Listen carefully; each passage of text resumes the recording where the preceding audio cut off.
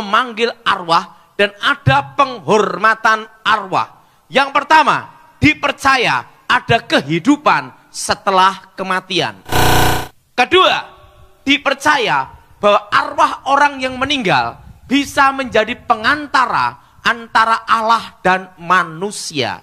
Terutama kalau dianggap itu orang suci atau orang sakti. Makanya ada di kuburan keramat yang dianggap sakti atau orang dianggap orang suci, langsung sembayangan dekat kuburan. Padahal dia sama yang mati itu tidak ada hubungan keluarga. Tapi apa? Doa di kuburan. Karena dianggap, dipercaya bahwa arwah orang yang meninggal bisa menjadi pengantara antara Allah dan manusia. Makanya ada kalau di satu kampung atau satu kelurahan ada punden atau danyang penunggu di situ. Itu adalah orang yang dianggap sakti atau keramat. Orang yang punya kekuatan mistik atau orang suci. Maka setiap tahun sekali diadakan ritual pemanggilan untuk menghormati arwah. Untuk apa itu tujuannya? Untuk menghantarkan doa-doa mereka. Karena dipercaya bisa menjadi pengantara antara Allah dan manusia. Yang ketiga, dipercaya arwah orang yang meninggal itu tahu masa lalu dan masa akan datang. Yang keempat, dipercaya arwah orang yang meninggal tahu rahasia alam. Dan yang kelima, ini yang parah. Dipercaya arwah orang meninggal lebih jujur daripada orang hidup. Dianggap lebih apa? Jujur. Coba mimpi ketemu ayahnya yang, wah nak aku susah di sana. Tolong saya ini dikasih ayam ingkung. Karena aku lama tidak makan ayam Kentucky Fried Chicken. Terusan dia ngomong gini, tolong nanti saya kasih rezeki. Besok nomor togelnya 72. Beli ke yo. Bangun tidurnya. Walaupun dia tahu ayahnya dulu tukang tipu, tetap dibeli nomor. Percaya arwah orang yang meninggal punya kemampuan, kekuatan supranatural. Makanya banyak orang bertapa itu di kuburan. Tidak ada orang bertapa di diskotik bertapa. Nah, yang jadi pertanyaan, apakah itu arwah orang mati? Dan kenapa kalau mimpi ketemu orang mati, itu selalu sama persis suaranya? Termasuk kalau memanggil arwah orang mati. Waktu kemasukan, blep, dukunnya, mediatornya kerasukan. Suara, cara bicara, semua sama. Nah, sekarang tak beritahu rahasianya. Sebelum saya bertobat, dipercaya bahwa dalam diri manusia itu ada saudara kembar. Makanya kalau bayi baru lahir, terutama di Asia, tali pusatnya disimpan di satu tempat. Kalau apalagi di Jawa, disimpan di satu tempat. Setelah itu dikasih minyak tanah sama api, minyak teplok. Nah, pokoknya benda penerang. Setelah itu dikasih kembang setaman. Supaya apa? Kembarannya sang jabang bayi menyertai melindungi sang jabang bayi. Dengan tanda tali pu.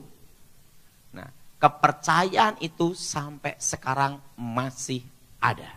Nah, yang jadi pertanyaan, apakah di dalam diri manusia ada saudara kembar?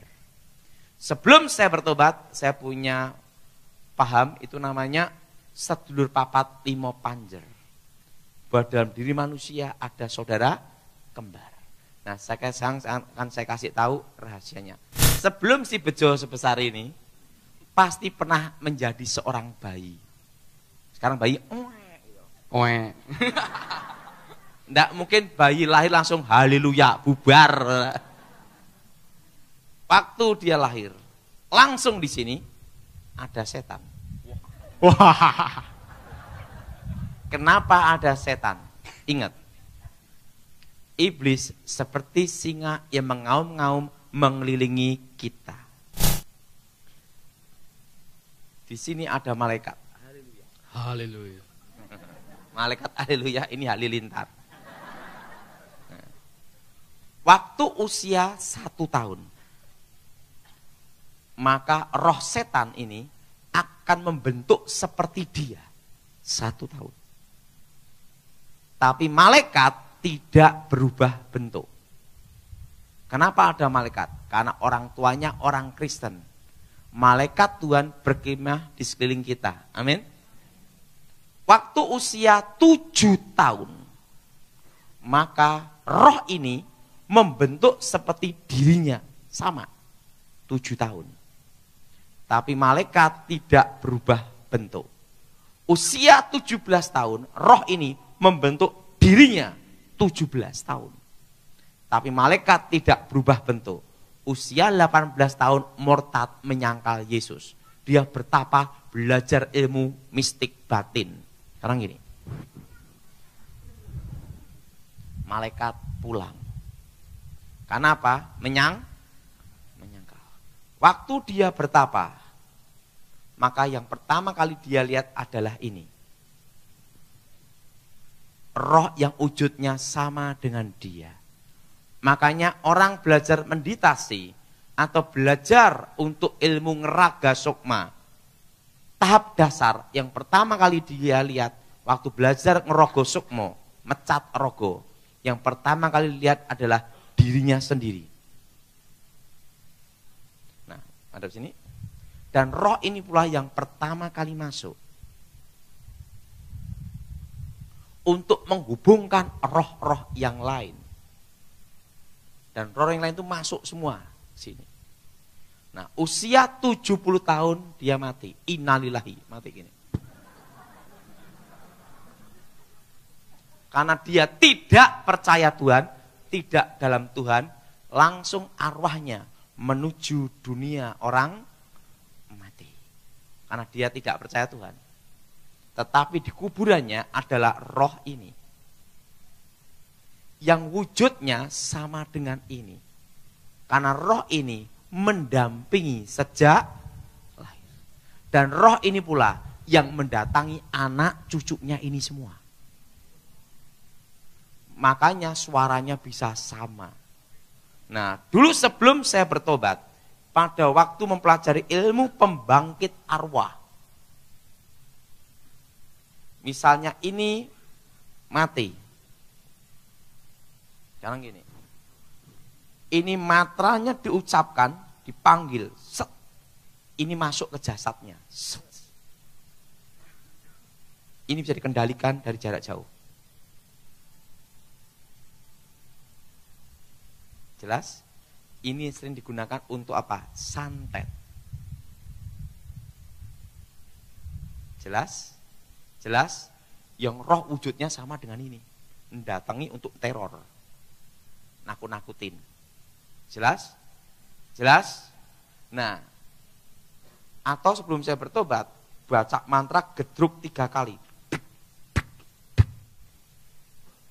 Dek, dek, dek, dek, muncul roh ini. Sini, di kuburan ini. Wujudnya sama dengan ini.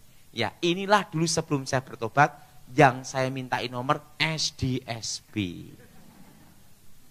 Jelas? Nah, apakah ini arwah orang mati? Bukan.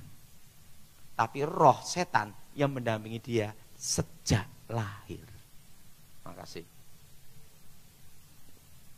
Jelas? Makanya kalau orang mimpi ketemu orang yang mati, pasti semua sama. Kenapa semua sama? Ingat, roh ini mendampingi yang mati itu sejak dialah, maka dari hobi, cara bicara, semua sama. Melalui mimpi, orang bisa diajak pergi atau diajak mati oleh roh orang yang telah mati itu. Oke, itu serangan kuasa serangan ilmu hitam. Ada yang ngirim. Menunggu ya, silakan angkat tangan kalau ada yang ingin bertanya kembali. Sambil menunggu, Ini ada pertanyaan, kenapa saya masih sering bermimpi beraktivitas dengan ayah yang sudah meninggal? Berarti itu memori masa lalu. Itu jangan dipercayai. Jadi orang yang mempercayai masih ada hubungan dengan orang yang meninggal itu yang paling bahaya.